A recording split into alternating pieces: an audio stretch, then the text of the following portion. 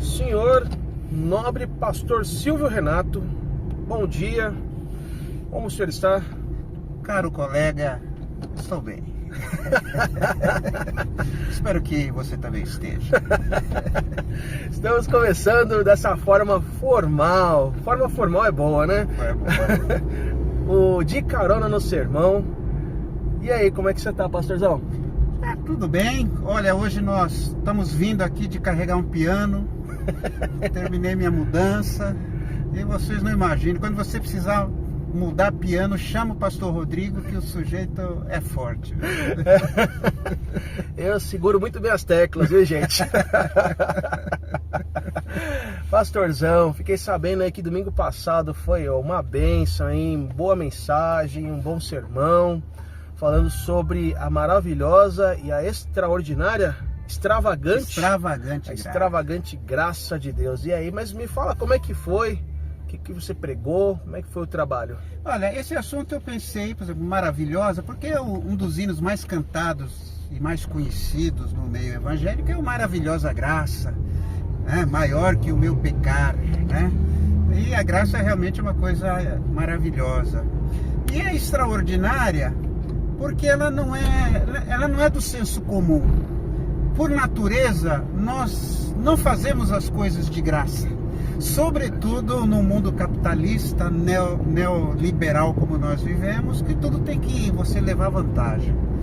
E é extravagante também, porque a gente não concorda muito com a graça.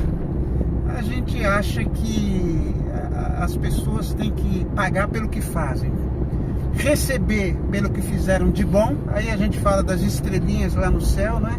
Você vai ganhar uma estrelinha, uma mansão, um quarto a mais, um puxadinho lá no fundo, ou pagar pelas coisas ruins que você fez, né? Sim. E a gente prega sobre a graça, sobre Cristo morreu pelos nossos pecados, mas a gente, assim, inconscientemente, a gente diz assim: eu entrego minha vida a Cristo, Ele morreu realmente pelos meus pecados, mas aí a gente passa o resto da vida cristã tentando pagar, né?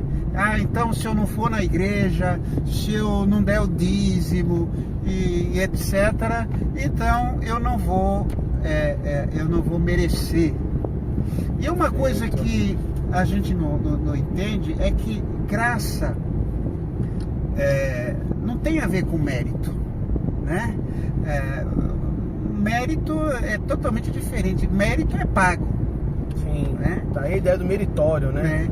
Hoje em dia existem pessoas que são contra a meritocracia, né? Uhum. Então você só faz pelo que merece, só recebe, só é promovido pelo que merece. Sim. Então é um assunto que para mim é extraordinário.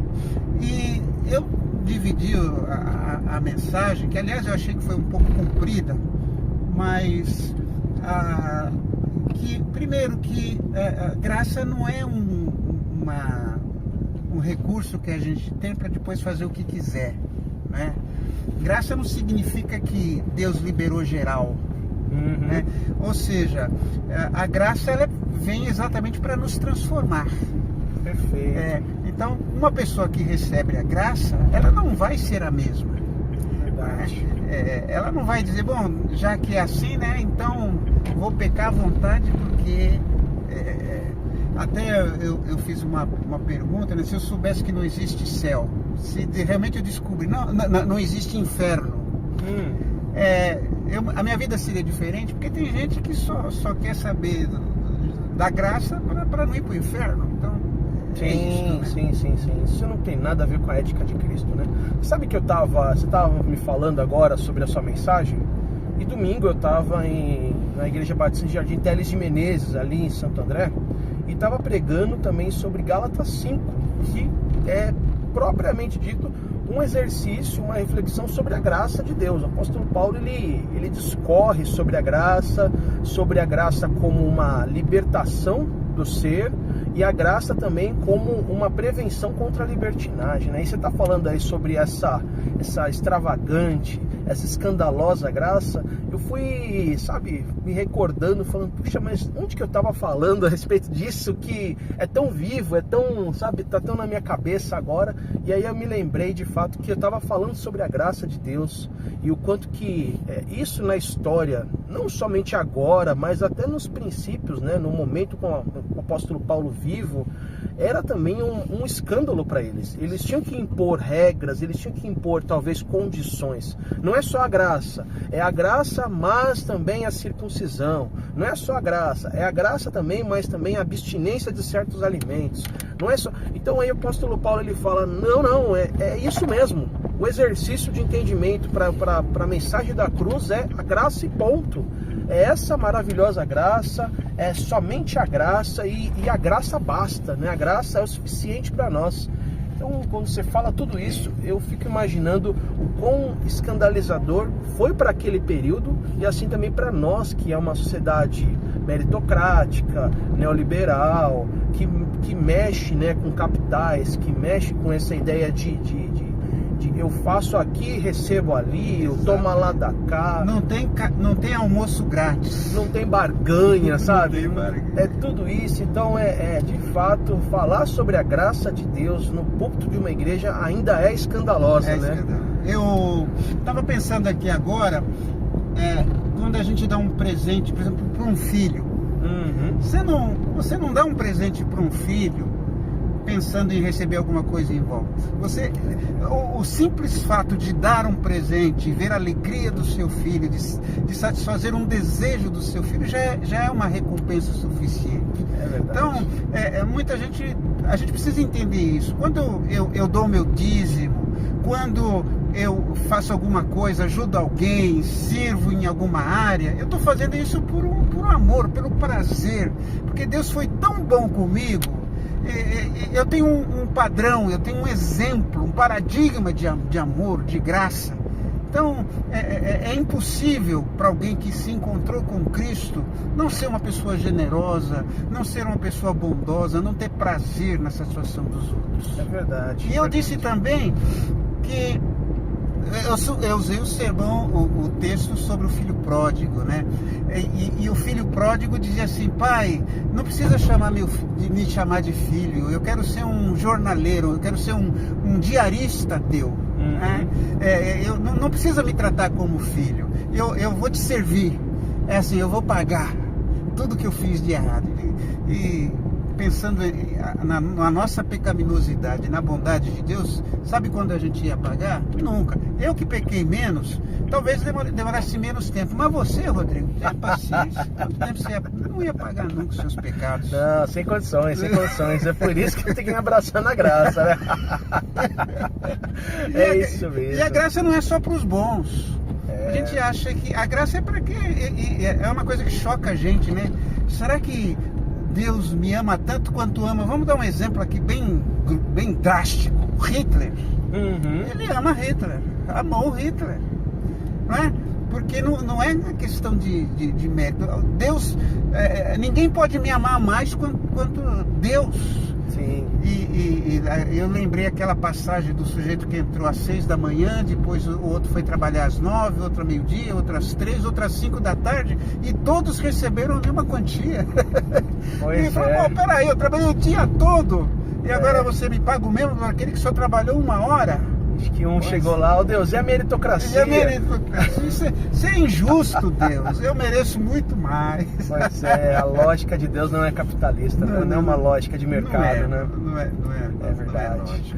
Pastorzão, e me responda uma pergunta. Em relação, então, eu posso então fazer o que quiser? Então, já que a graça de Deus me perdoa, eu sou livre para fazer tudo, então eu posso pecar? Posso sair agora para cair ali no botequinho da esquina? Como é que funciona essa libertinagem aí? Então, agora que a gente pode, né? É o que as pessoas dizem, né? É fácil assim, então? Liberou geral? Você liberou geral? Né? Exatamente, não é isso, né? Evidentemente que aquilo que eu já falei, o amor de Deus é tão grande para comigo que aquilo mexe com a minha vida. O amor transforma. Perfeito. É por isso que eu sou contra a pena de morte, por exemplo. Porque pena de morte significa você não admitir que alguém possa mudar. Sim. Então, se eu sou a favor disso, então Deus não vai me mudar. Então, fulano não tem mais jeito. Sim, Né? sim. Então, quando Deus quis salvar a gente, ele não fez pela lei, a lei fracassou. Ele fez pela morte de Cristo. Ele deu um presente para nós. Olha, vocês não têm jeito mesmo, então eu vou te dar um presente.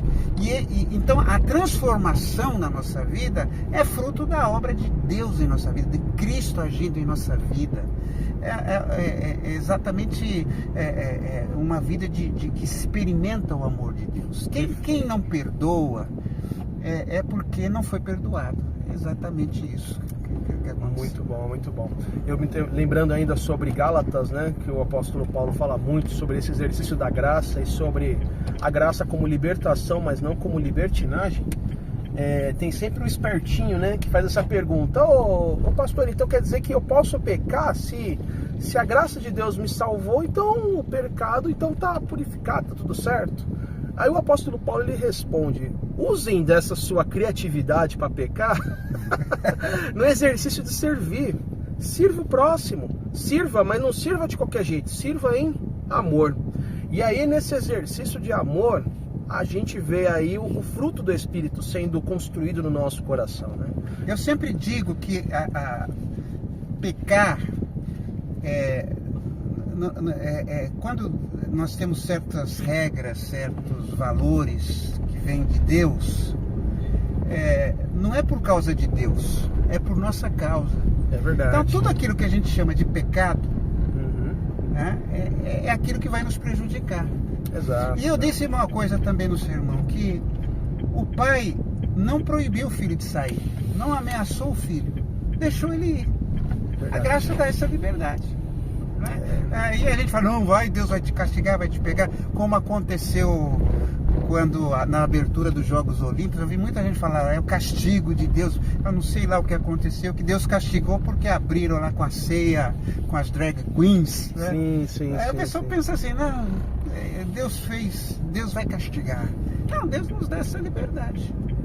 Parece que a gente está num panteão, parece que a gente não serve a Deus, mas serve, sei lá, como é que chama lá o deus grego? Zeus, tá com um trovão Zeus na mão para jogar em raio cima da gente, na nossa né? cabeça. Pois é, então eu acho engraçado como essa lógica, né, de punição tá mais relacionada a um jeito de pensar mais grego, mais gentílico, do que um jeito judaico, né, de pensar, um jeito cristão de pensar as coisas, né? Exatamente. Muito bom, pastorzão.